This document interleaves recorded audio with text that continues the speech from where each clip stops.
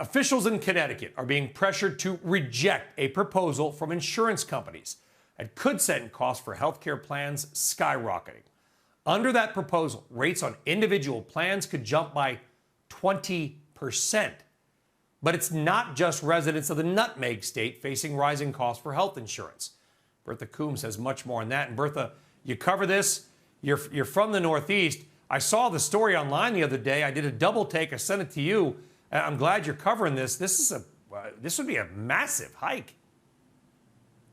Yeah, we haven't seen a big hike like this since 2017. But insurers are asking for hefty premium increases across the country on the ACA exchanges, citing inflation.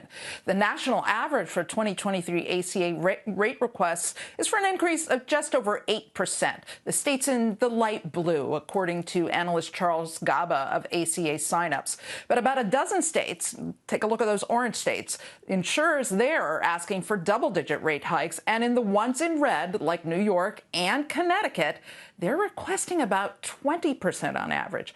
Idaho is the outlier in dark blue, with insurers actually proposing a 3% rate cut on average.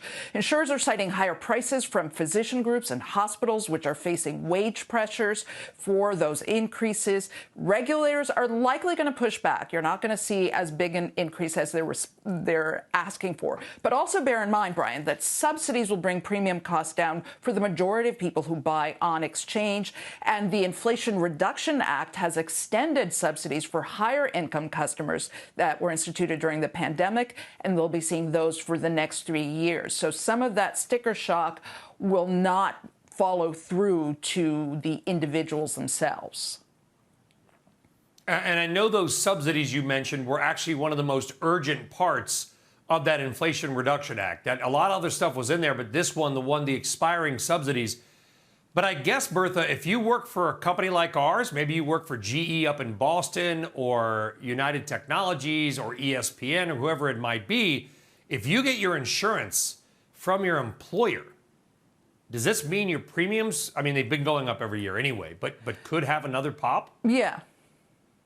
No, the larger, depending, the smaller employers are in the same boat because they're buying in that smaller individual market. But the larger employers generally are self-insured, so they underwrite the risk, so they're able to mitigate costs better.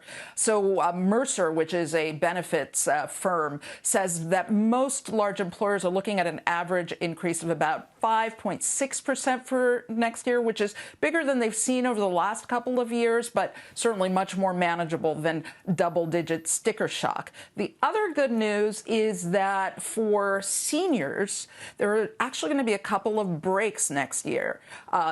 Because of the Inflation Reduction Act, there are a few things that are going to be happening in the Medicare Part D section for buying drugs. So they're going to get a $2,000 cap on out-of-pocket spending, a $35 cap on insulin copays. That was a big one that was negotiated, and no copays on vaccines. Believe it or not, Medicare folks had to pay out-of-pocket copays for vaccines.